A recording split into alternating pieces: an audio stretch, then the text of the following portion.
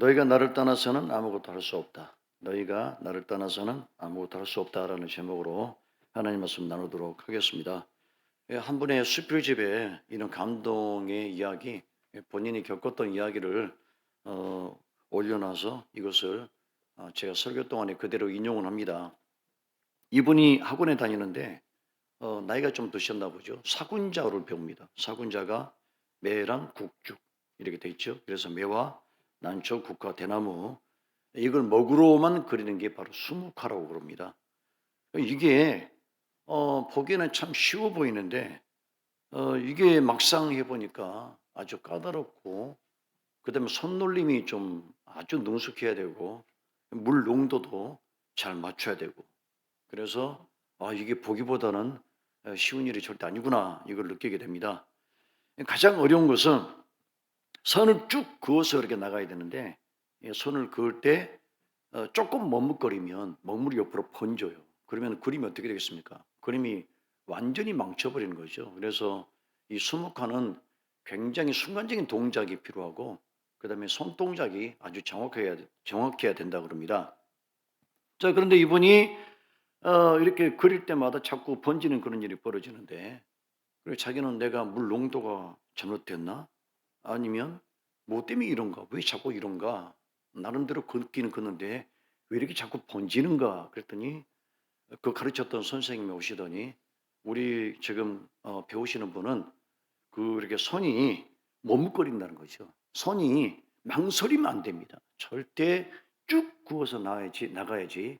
그 굳는 순간에 생각을 하시면 머뭇거려서 번지게 되는 겁니다. 그러면 그림이 망치게 됩니다.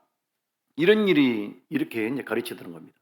이분이 이것을 들으면서 느낀 게 뭐냐면 뭔가 뭘 깨달았냐면 우리는 삶 속에서 여러 가지 불미스러운 일이 있거든요.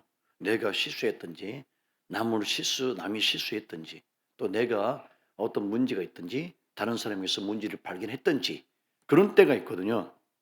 그런 때 우리는 이렇게 수묵화를 그리는 것처럼 멋지게 지나가야 되는데 지나가지 않고 자꾸 망설인다는 거죠. 머뭇거리다 보니까 결국 거기서 번지게 되고 그리고 그걸 가지고 잊어버려야 되는데 하루, 이틀, 3일 이렇게 고민하다 보니까 그 문제가 더 큰 문제로 과장되게 우리 삶을 괴롭히는 그런 문제로 야기가 된다는 이야기입니다.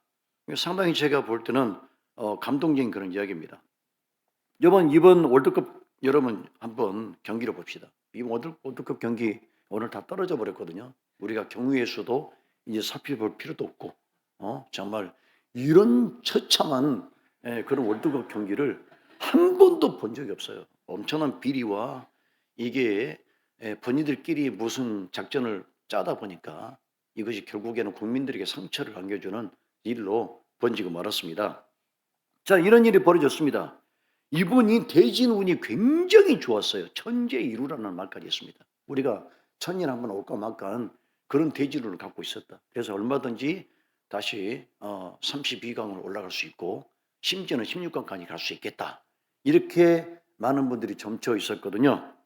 그런데 이거 준비가 엉망이 됐고 전술도 전혀 준비가 되지 않았고 그러다 보니까 각계각층의 사람들이 옛날에는 몇 사람만 그냥 이야기를 했었고 컴플레인이 있었지만 이제는 전 국민들이 분노를 하는 그런 일이 벌어졌습니다. 여러분 이런 것들을 너무 오랫동안 생각하면 병이 생기고 번지게 돼요. 그러니까 어떻게 됩니까? 지나가야 됩니다. 지나가야지 우리가 정신적으로도 육체적으로도 아프지 않고 거뜬하게 이런 문제들을 또 통과시킬 수 있다는 겁니다. 그러니까 수묵화 그리듯이 이렇게 그냥 스쳐서 지나가면 우리에게 더 이로울 것이라고 생각합니다. 자, 여러분 이렇게 스쳐갈 수 있는 일들이 있고 도저히 묵과할 수 없는 그런 사건들이 우리 가운데 있습니다. 짚고 넘어가야 되고 그리고 왜 그런 사건들이 벌어졌는지 한번 생각해 봐야 될 그런 일들이 우리 앞에 놓여 있습니다. 제가 인터넷 유머인데 여러분들이 오늘 한번 웃으시라고 즐거운 이야기로 좀 웃으시라고 제가 여러분 앞에 전달 드립니다. 어떤 분은 보신 분도 있겠지만 어떤 분이 기사식당을 갔는데 손님이 바글바글합니다. 굉장히 기사식당을 잘하시는 그런 곳입니다. 그래가지고 바글바글 하는데 그 여자 종업원이 오시는 분마다 꼭 이렇게 물어봅니다. 몇 분이세요? 네 분입니다. 저쪽으로요. 뭐 세 분입니다. 그럼 저쪽으로. 뭐 그러니까 이분은 오실 때마다 묻는 질문이 몇 분이세요? 이렇게 묻습니다. 우리 식당 가도 흔히 그렇게 물어보죠. 몇 분이십니까? 이렇게 묻죠. 이분이 들어가니까 몇 분이세요? 저 혼자입니다. 아, 그러면 저쪽 구석으로 좀 이동해 주시겠습니까? 이렇게 이제 안내를 해 줍니다. 그 이분이 거기 가서 앉으려고 하는데 갑자기 병원일을 느낍니다. 화장실에 가고 싶은 생각이 들어요. 그래가지고 화장실로 갔더니 그쪽 음식점 화장실은 하필이면 공용 화장실이에요. 남녀 공용 화장실. 여자 남자 같이 쓰는 그런 공용 화장실. 그래서 이분이 방해받지 않으려고 하나 둘 셋 마지막 끝에는 그 끝에 있는 화장실로 가려고 그러니까 이분도 실수를 한 거죠. 노크로라고 문을 열어야 되는데 그냥 문을 확 열어버렸어요. 열었는데 그 안에 사람이 있었어요. 근데 그 사람이 누구냐? 금방까지 주문을 받았던 그 여자 종업원이 거기 앉아 있더라는 거죠. 이분도 당황하고 여자 종업원도 당황하고 여자 종업원이 뭐라는 줄 아십니까? 뭐라고 했냐면 그분도 당황했는지 몇 분이세요? 이렇게 물었다는 거죠. 몇 분이세요? 여러분 너무 웃기죠? 정말 이런 일들이 있었다 그러면 여자로서는 되게 창피할 일이고 내가 하필이면 거기서 무슨 문을 열고 그러세요? 이렇게 해야 되는데 내가 하필이면 몇 분이세요라고 이런 이야기를 했으니 창피하고 남자는 남자도 창피하고 이런 것들은 시간 지나가면 우리가 잊을 수 있는 것들이거든요. 그러나 우리가 절대 묵과할 수 없는 사건들 그런 것들은 형사처벌을 받아야 되죠. 벌금을 받든지 과태료를 받든지 벌금과 과태료로 만족되지 않는다 그러면 정말 감옥에 들어가서 구금을 해야 되는 그런 일들이 벌어집니다. 자, 오늘 성경에 있는 에덴 동산의 사건은 스쳐 지나갈 수 있는 그런 사건이 절대 되지 못합니다. 못하고 이것은 철저하게 응징을 해야 되고 거기에 대한 어떤 인과응보적인 하나님의 심판을 받아야 되는 그런 사건으로 남아있게 됩니다. 자, 우리가 성경을 보다 보면 에덴 동산에서 하나님께서 사람을 창조하십니다. 창조하는데 어떻게 사람을 창조했습니까? 남자, 여자로 창조하셨습니다. 남자만 창조한 것도 아니고 여자만 창조한 것도 아니고 남자, 여자, 성이 다른 두 인격체를 에덴 동산에 창조해서 거기에 머물게 합니다. 자, 이 하나님이 사람을 만들었다는 이 창조 사건을 성경을 읽는 분들 가운데 이 초입부터 믿음으로 받아들이지 못하고 하나님의 사람을 창조했다는 것을 믿지 못하는 분들이 꽤 많아요, 여러분. 그러면서도 교회를 다녀요. 하나님께서 사람을 흙으로 그다음에 그 코에 생기를 불어넣으셔 인간을 만들으셨다는데 나는 그게 잘 받아들이지 않습니다. 그러면서 교회는 끊임없이 계속해서 나오는 그런 괴한 분들이 있거든요. 원래 창세기에서 이걸 믿지 못하면 나머지 부분도 절대 믿어지지 못하는 법이거든요. 자, 그런데 저는 요즘에 우리 기독교 입장에서 진짜 이 창세기에 하나님이 사람을 창조했다는 것을 정말 논리적으로 말씀해 줄 수 있는 그런 좋은 일들이 있어요. 그게 뭔가요? 바로 휴머노이드 로봇의 출현입니다. 휴머노이드 로봇은 일반 로봇과 다르죠. 사람하고 똑같이 생겼고 앞으로는 사람의 피부까지 입히게 되면 더 이상 인간과 로봇이 구분이 되지 못하는 그런 일이 벌어집니다. 이 로봇들이 얼마나 똑똑한지 이제는 인간 이상을 넘어서는 능력을 점점점 부여받고 있습니다. 여러분, 그 로봇들이 어떻게 이 땅에 존재하게 됐습니까? 부품이 자동으로 조립이 돼서 자기 스스로 진화 발전해서 로봇들이 되었나요? 이 로봇의 출현은 어디로부터 온 건가요? 인간이 만든 거예요. 인간이 인위적으로 조작을 하고 인위적으로 시스템을 만들어서 부여시킨 게 바로 로봇이죠.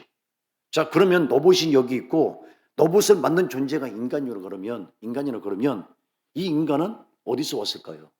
자동적으로 추론하고 논리적으로 대입해 보면 하나님의 존재가 절대로 부인될 수 없다는 거예요.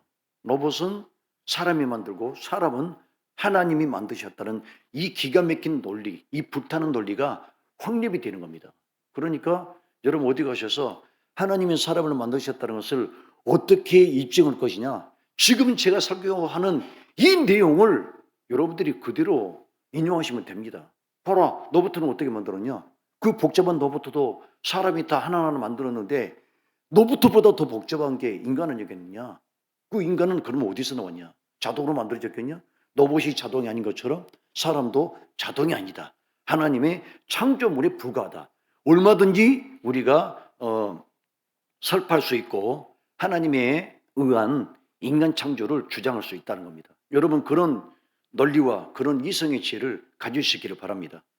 자, 사람을 창조하시고 하나님은 사람에게 한 가지 명령을 하십니다. 에덴 동산이 있습니다. 주님께서 하십니다. 에덴 동산에는 엄청나게 많은 과일들이 있다. 너희들이 먹을 수 있는 그런 여러 가지 요실수들이 있다. 그런데 동산 중앙에 있는 선악과라는 이 열매만 먹지 말라고 금하게 되십니다. 자, 여러분 왜 선악과를 먹지 말라고 하셨을까요? 많은 분들은 이걸 가지고 뭐라고 얘기를 하냐면 하나님이 사람을 약올리려고 다른 과일은 다 먹게 하시면서 중앙에 있는 선악과를 먹지 말라고 하신 건 아닌가? 혹시 또 선악과를 먹게 만들어서 인간도 하여금 타락하게 만들고 나쁜 길로 가게 만들고 그리고 인간을 처벌하면서 하나님은 희열을 느끼는 건 아닌가? 이렇게 못된 주장들을 하시는 분들이 있거든요. 자, 여러분 선악과를 먹지 말라는 것은 이건 뭘까요? 따라서 하겠습니다. 이것은 법입니다. 따라서 하시라고요. 선악과를 먹지 말라는 것은 이것은 법입니다. 이건 법이에요. 선악과는 먹지 마라. Do not 하지 마라. 해라. 그렇죠? 명령과 명령, 명령이 나오는 거죠. 명령이 두 가지로 나눠지지 않습니까? 해라 하지 마라. 이게 명령이거든요. 이것은 선악과를 먹지 말라는 것은 일종의 법입니다. 여러분, 에덴 동산에 법이 있다는 것은 뭘 말하냐면 이곳은 에덴 동산 이곳은 무질서한 곳이 아니라 질서를 지켜야 하는 곳이다. 이것을 말해주는 거고 또 질서가 있다는 것은 무엇을 의미합니까? 방종해서는 안 된다는 거예요. 너희들 마음대로 살 수 있는 곳은 되지 못한다. 그리고 또 거기에 덧붙여서 말하면 부당한 행위가 있거든 그것을 책임을 져야 되고 그리고 그것을 심판하시는 하나님이 있다는 사실을 너희들은 기억해라. 이게 선악과 속에 들어있는 엄청난 함의적인 의미입니다. 선악과가 단순히 먹지 마라 먹어라라는 그런 의미만 아니라 이 속에 들어있는 굉장히 많은 영적인 의미, 철학적인 의미 그리고 학문적인 의미들이 여기에 다 한꺼번에 들어있습니다. 그러니까 우리는 법을 지킴을 통해서 무엇을 행합니까? 질서를 행합니다. 질서를 행하면서 인간다움을 갖게 되고 인간다움을 가지게 되면서 우리는 하나님의 뜻을 그대로 이 세상에서 실현시키는 존재가 되는 것입니다. 그래서 선악과를 먹지 말라는 법을 단순하게 먹지 마라, 뭐 음식을 먹지 마라 이런 것으로 해석해서는 절대 안 된다는 것입니다. 자, 신신당부한 선악과를 먹지 말라고 하나님 하셨습니다. 먹지 마라. 그것만큼은 허락하지 않는다. 그러나 이 하나님의 명령은 무참히 짓밟혀 버립니다. 왜 선악과를 먹게 됐습니까? 왜 선악과 먹게 됐어요? 창세기 이것도 모르면 여러분 큰일인데 선악과를 왜 먹게 됐어요? 뱀이 유혹을 했다는 거죠. 그런데 이것도 굉장히 우리가 또 고민해야 될 게 뭐냐. 아니 뱀이라는 동물은 그냥 어떻게 보면 미문에 불과한 것이고 똑똑한 동물도 아니고 뭐 여러분 고릴라 같은 동물들은 굉장히 똑똑하잖아요. 그 3, 4세의 지능을 갖고 있고 고릴라는 거의 7세 정도의 지능을 갖고 있다고 합니다. 뱀은 그 정도의 지능이 있는 동물은 아니거든요. 어떻게 이렇게 미약한 파충류가 사람을 유혹하는 그런 똑똑함을 갖고 있게 됐는가. 여기에 대해서 한 가지 우리가 풀어야 될 것은 뭐냐면 여러분 예수님을 파는 장본인이 누굽니까? 예수님의 제자 가룟 유다입니다. 그런데 가룟 유다가 예수님을 파는 직접적인 주체가 아니고 누가복음 22장 3절에 보면 12 중에 하나인 가룟 이시나 부르는 유다에게 사탄이 들어가니. 그럼 예수님 팔아먹은 진짜 주체는 누구죠? 가룟 유다는 도구에 불과하고 진짜 본질적인 주체는 사탄이라는 거죠. 그러면 이것을 다시 위로 거슬러서 올라가 보면 뱀 속에 들어간 것은 뱀이 아담과 하와를 직접적으로 유혹한 건 아니고 뱀은 도구에 불과하고 그 속에 들어간 사탄의 존재를 우리가 금방 파괴해낼 수 있습니다.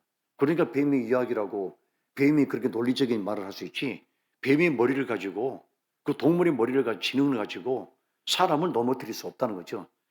자, 이렇습니다. 이런 일들이 벌어지는데 이렇게 뱀을 통해서 사단이 역사함을 통해서 아담과 하와는 타락했는데 그 다음 이후부터 아주 재미있는 일이 벌어집니다. 여러분, 이 사건 이후로부터 어떤 일이 벌어집니까? 뱀은 모든 악의 시그니처가 돼요. 뱀은 모든 악의 시그니처, 그냥 상징이 됩니다. 기호가 됩니다. 우리 요즘 그 젊은 사람들 조금 조폭, 그 다음에 악에 물든 사람들, 그런 사람들 몸에다가 문신하면 어떤 문양을 넣나요? 꽃사슴을 넣나요? 아니면 토끼를 넣나요? 아니면 새를 넣나요? 뱀을 넣습니다. 뱀을. 용을 넣고. 그쵸, 여러분? 그 징그러운 것들, 더러운 것들, 그런 것들을 집어넣거든요. 그럼 일본의 야쿠자 같은 경우는 옷 쫙 벗으면 뱀이 온몸을 감고 있어요. 예, 용이 감고 있고. 그쵸, 여러분? 그러니까 이 뱀이라는 이 시그니처가 이상하게 에덴 동산에서 사람을 타락시키는 하나의 존재로 신화적으로 기록되었음에도 불구하고 지금 현실에서 보면 뱀은 틀림없는 사단의 전형적인 상징물로 이용되고 있습니다. 이걸 보면 너무 놀랍죠. 요즘 젊은 사람들이 타투로 굉장히 유행이 되고 있습니다. 타투. 그 축구 국가대표 선수들 몸에다 타투를 하고 그러다 보니까 애들이 호기심이 있어가지고 그걸 따라서 하는 거예요. 그리고 자기 몸에다 타투를 하면 사람들이 이제 자기를 좀 슬슬 피해가거든요. 목욕탕에 가가지고 이제 벌거벗고 들어갔는데, 조폭인가 보다 벌써 해서 사람들이 그 슬슬 피하는 걸 보고 희열을 느끼는 거예요. 그런 못된 짓을 하거든요. 그런데 이 문신에 대한 것이 성경에 있다는 사실을 혹시 아시는 분? 이 문신이 성경에 있다는 것 아시는 분? 있겠죠? 레위기 19장 28절, 모세가 기록했던 레위기 19장 28절에 문신에 대해서 이렇게 나옵니다. 죽은 자 때문에 너희의 살에 문신하지 말며 무늬를 놓지 말라. 나는 여호와이니라. 죽은 자 때문에 너희 몸에 뭘 하지 말라고요? 문신하지 마라. 고대 군동에 가나안 군동 사람들은 누군가 가까운 사람이 죽으면 그 사람의 모습을 몸에다가 문신으로 새겼다고 그럽니다. 새겼다고 그럽니다. 그때부터 문신이 있었어요. 그런데 가나안 군동에 있었던 이 문신 문화를 하나님은 가나안 속에 들어가는 이스라엘 사람들에게 뭐라고 금하셨어요? 문신 따라하지 마라. 그 문신하지 마라. 이게 뭐죠? 그러니까 지금 문신한다는 것은 하나님을 능멸하는 행동이에요. 하나님을 능멸하는 행동. 제가 어떤 그 유튜브를 하나 봤는데 미국에서 그 할리 데이비슨 타고 다니는 사람들 있죠. 타고 다니는 사람들. 예? 그 사람들 가운데 온 몸에 문신을 다 하고, 예. 그 다음에 심지어 얼굴까지 문신을 했어요. 그래가지고 혓바닥을 내미는 뱀이에요, 뱀. 그런 백인 한 명 있더라고요. 그 사람이 예수님을 믿게 됐어요. 그 사람이 예수님 믿고 어떤 일이 벌어졌냐? 온 얼굴이, 온 전신이 다 그 이레짐인가 뭔가 그걸 하신 분인데 그분이 예수님 믿고 나서 펑펑 울었습니다. 그리고 뭐라냐면 문신을 지우는 작업을 몇 년 동안 하는 거예요.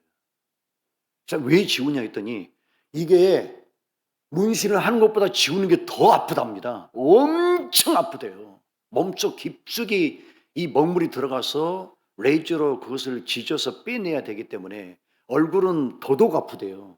근데 얼굴이 상처가 많이 남았어요. 그래서 그분한테 그 미국 인터뷰 하시는 분이 아니 이렇게 문신 지우는데 얼마나 아픕니까 했더니 아니에요. 안 아픕니다. 저는 예수님이 나를 구원했다는 그 사실이 더 기뻐서 이 문신 지우는 것은 저에게는 일도 아닙니다. 제가 왜 이렇게 살았는지 저도 모르겠고 이제서야 정신 차렸습니다. 제가 그걸 보고 감동받았다니까요. 진짜 감동받았어요. 여러분 인터넷 일본의 야쿠자들이 예수 회개하고 나서 십자가 지고 전국 돌아다닌 거 아시죠? 그 사람들이 예수님 찬미주 할렐루야, 찬미주 할렐루야 그러면서 예수님이 전하는 거. 우리 이제 과거의 생활을 버리고 주님 앞에서 이렇게 거룩한 사람이 됐다. 우리 몸이 봐라. 우리가 과거에 죄악된 모습들이 그대로 남아있다. 이제는 주님의 백성들이 됐다. 얼마나 여러분 놀라운 이야기들입니까? 저기 어떤 아이가 호기심에 문신을 했어요. 집에 들어왔어요. 손목에다 문신을 했습니다. 엄마가 딱 보니까 손에 뭐가 있거든요. 야, 내 손목에 뭐냐? 그랬더니 아기가 손을 딱 잡으면서 엄마 아무것도 아니야. 아니야. 너 이리 와봐. 이리 와봐. 이리 와보라고. 너 그 문신이지? 그랬더니 그 딸이 막 울면서 엄마 남들도 다 하는데 하면 뭐가 문제돼? 응? 아니야. 엄마는 용서 못해. 왜 그 쓸데없는 짓을 했어? 그래서 보니까 엄마가 이제 화를 내가지고 손을 막 치우면서 보니까 엄마 이름이 문신이 돼 있는 거예요. 엄마 이름이. 엄마가 그 딸이 울면서 엄마를 너무 사랑했기 때문에 엄마 이름을 문신한 거야. 그러면서 이것은 원산지 표시야. 그랬다는 거였죠. 원산지 표시.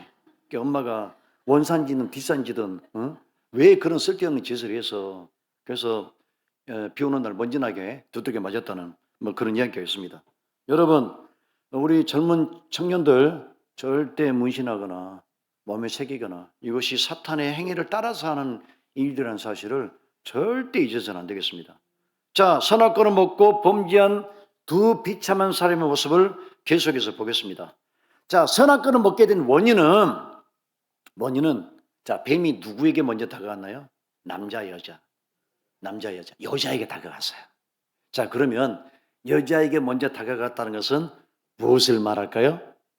남자보다도 여자가 미혹에 약한 정서적 시스템을 갖고 있다는 것을 이 마귀는 파악을 한 거예요. 여러분, 이 사화가 선악과를 보고 어떤 정서적 감동을 받은 줄 아십니까? 6절 우리 6절 3장 6절 보겠습니다. 하와가 선악과를 보고 어떤 마음을 먹었는지. 자, 시작. 여자가 그 나무를 본즉 먹음직도 하고 보암직도 하고 지혜롭게 할 만큼 탐스럽기도 한 나무인지라. 여자가 그 열매를 따먹고 자기와 함께는 남편에게도 주매 그도 먹은지라. 아멘. 야, 정말 선악과 하나를 가지고 이렇게 아름다운 유려한 그런 미사여구의 표현이 어디 있겠습니까? 먹음직도 하고 보암직도 하고 탐스럽게 할 만큼 반짝반짝 빛나는 그런 형태의 선악과로 보였다는 거죠. 저는 선악과가 다른 과일보다 더 멋있게 더 뛰어나게 보이지는 않았을 거로 생각합니다. 왜 그러냐면 사람은 탐욕을 가지면 그게 또 훨씬 비싸게 보여요. 훨씬 괜찮게 보여요. 그렇거든요. 거기 심리학자들이 명품을 가지고 남자와 여자의 심리를 파악을 했습니다. 남자는 왜 명품을 여러분 선호할까요? 그 심리가 뭐냐? 남자는 명품을 가짐을 통해서 이성에게 자신의 매력을 발산한다고 합니다. 그런다고 합니다. 뭐 명품이 없으니까 다들 아무도 뭐 감동도 없고 대답도 없고 뭐 언제 가져본 적이 있어야 말이지 뭐. 그죠? 그래서 우리 교회가 괜찮고 이런 설교는 강남 서망교에서 해야지. 고개 숙일 사람들이 한 10,000명은 나오는데 뭐 여기는 명품 가져본 적이 있어야 말이지. 다 뭐 베트남 가서 뭐 이상한 거 가짜 뭐 중국 거 뭐 짜가 이런 것들 갖고 있었기 때문에 잘 모르겠지만 명품을 갖는 사람들은 대부분 이성에게 매력을 발산하겠어. 저 사람 부자다, 멋지다, 성공한 사람이구나 이런 것을. 그럼 여자는 왜 명품을 갖느냐? 여자는 자기 남편이 자기에게 이렇게 비싼 물건을 사줄 만큼 자기를 사랑한다는 거죠.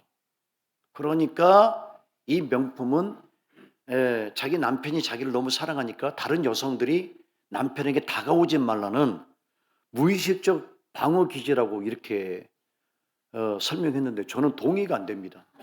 동의가. 여자분들이 왜 명품을 살까요? 제가 여러분 여성분들 좀 기분 나쁠 수 있겠고 제가 이 얘기 하고 나면 머리에 빨간 띠를 두를 수 있을지 모르겠지만 여성분들은요 허영심이 있어요. 허영심이 있어요. 영자야, 좀 봐봐. 나 이번에 좀 괜찮지 않아? 뭔데? 아, 이번에 우리 남편이 사줬잖아. 그러면서 그게 물론 남편 자랑도 되지만은 여자분들은 허영심이 굉장히 강해요. 여자분들이 쇼핑을 잘하거든요. 남자들은 왜 마트를 안 갈까요? 남자들은 쇼핑 싫어해요. 여자들은 눈으로 보는 걸 굉장히 좋아해요. 아, 좋아, 좋아. 뭐 이렇게 하거든요. 하는데 여러분 성경에 보면 창세기 13장에 아브라함과 조카 롯이 서로 좀 불화했습니다. 왜냐하면 너무 식구들이 많아지다 보니까 이것저것 서로 종들끼리 싸우다 보니까 이게 주인들의 감정까지 전이가 되는 그런 일들이 벌어졌었어요.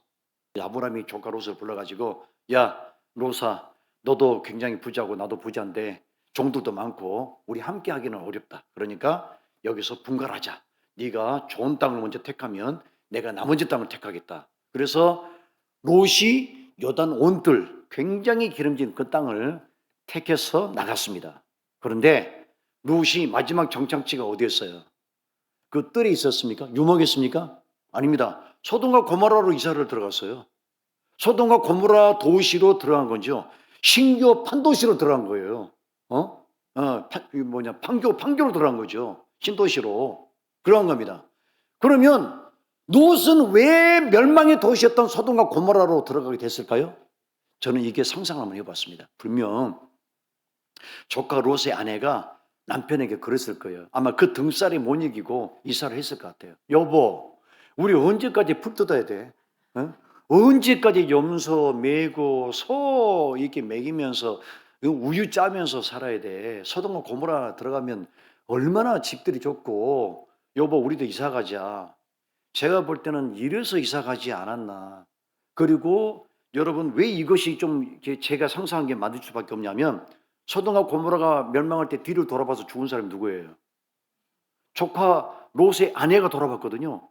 자기가 마련한 재산이 거기 있었으니까, 자기가 꿈의 도시가 거기 있었고 꿈의 집이 거기 있었으니까 제가 볼 때는 틀림없이 아내가 롯을 설득해서 소돔과 고모라로 이사 가지 않았을까 그런 생각이 듭니다. 그 남편들이 퇴직을 하지 않습니까? 퇴직하면 남편들은 부인들한테 그럽니다. 여보, 나 조용한 시골로 내려가고 싶어. 그래가지고 남편들이 저 바닷가로 가거나 아니면 산속으로 들어가거나, 그런 부인들은 뭐라냐면 여보, 내가 그 곳에서 어떻게 살아? 나는 못 살아. 여자분들은 도시에 남아요. 그래가지고 황혼 별거들이 많아요. 여러분 그래 안 그래요? 많다니까요. 진짜예요.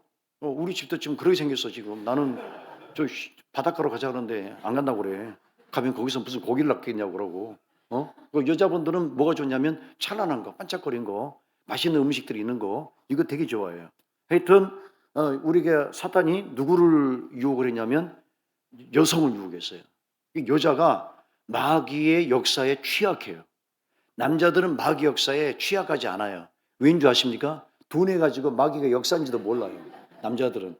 예, 그래서 마귀는 가장 예민한 존재인 여자의 역사에서 그 다음에 여자가 남편을 무너뜨리도록 그런 구조로 지금도 가정의 불화를 가지고 있다. 이걸 꼭 기억해야 됩니다. 그래서 누가 영적으로 각성 상태에 있어야 됩니까?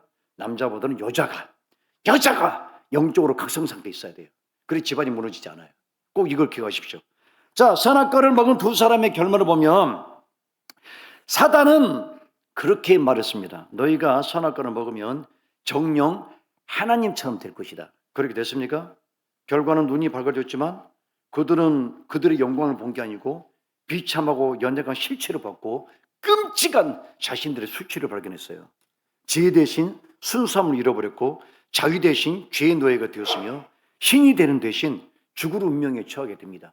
이게 바로 선악과를 먹은 결과가 됩니다. 여러분 유럽에서는 전 세계 사람들은 다 이상적인 꿈을 꾸어요. 그런 세상에 살고 싶은 마음을 갖고 있습니다. 유럽에서는 이상적인 세계를 뭐라고 표현합니까? 유토피아라고 표현하죠. 유토피아 반대가 디스토피아예요. 파괴된 세상, 완전히 지옥 같은 세상이 디스토피아입니다. 그래서 유럽은 유토피아를 꿈꾸고 중국 동양에서는 중국 같은 경우는 무릉도원을 꿈꿔요. 무릉도원. 우리나라 한국에 몽유돈도라는 그림이 있습니다. 안견이 그렸거든요.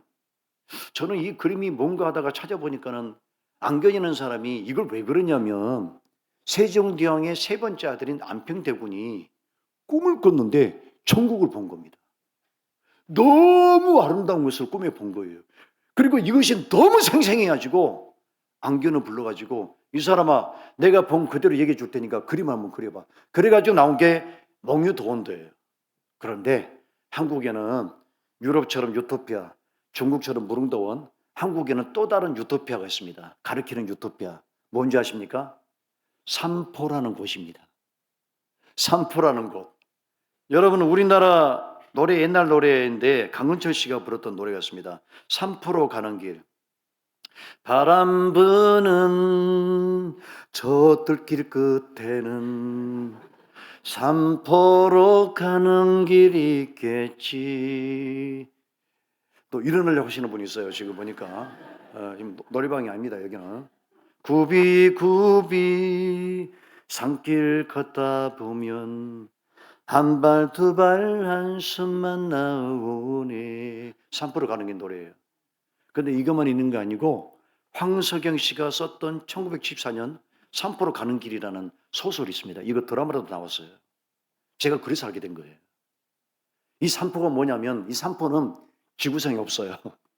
지구상에 없고 마음의 안식처. 그리고 가공의 장소예요. 우리 인간이 가고 싶은 아름다운 장소. 고생하지 않고 죽지 않고 고통받지 않는 곳. 지금 우리나라가 지금 어떤 나라인 줄 아십니까? 우리나라 지금 승승장구하고 있죠. 여러분 잘 살고 있죠. K문화가 전 세계를 뒤덮고 있죠. 모든 면에서 뒤떨어지지 않고 있습니다. 그런데 한국 사람들 마음속에 지금 무엇을 그려왔냐 아십니까? 삼포로 가고 싶어요. 삼포 같은 곳에 좀 살았으면 좋겠다. 애들도 다 버려버리고 남편도 버려버리고 인생 지겨우니까. 여러분 그래 안 그래요? 제가 여러분들 마음 훔쳤죠? 훔쳤죠?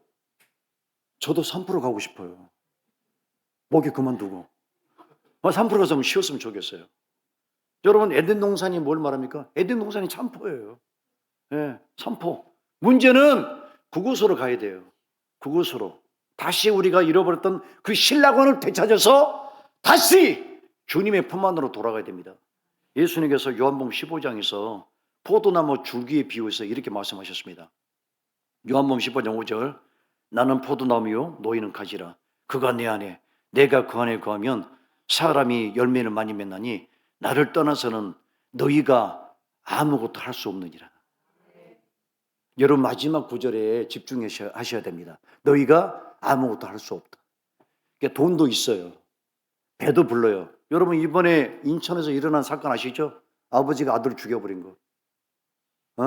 아버지가 아들 총으로 쏴 죽인 사건. 그 집이 얼마나 부자인 줄 아세요? 저도 이번에 알았어요. 엄청난 부자예요. 그런데 아버지하고 부인하고 불화가 있었어요. 아버지가 부인한테 복수하기 위해서 아들을 총으로 쏴서 죽여서 왜? 부인은 아들밖에 없으니까.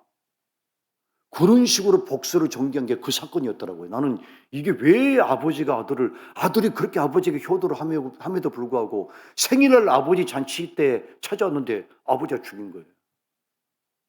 여러분 예수님 말씀이 생각나죠? 너희는 나를 떠나서는 아무것도 할 수 없다. 아파트가 있고 집이 있고 돈이 청장에 있어도 너희는 허전할 것이다. 존재적 무력감을 예수님을 말씀하신 거예요. 여러분 예수님이 있어야 거기가 바로 산포가 되는 것이고 거기가 에덴 동산이 되는 것입니다. 여러분 가정이, 여러분 직장의 삶이, 우리 교회가 그런 아름다운 주님의 품이 될 수 있기를 주 이름으로 축원합니다. 기도하겠습니다. 자비하신 아버지 감사합니다. 아버지 우리는 유토피아 세상을 꿈꿉니다.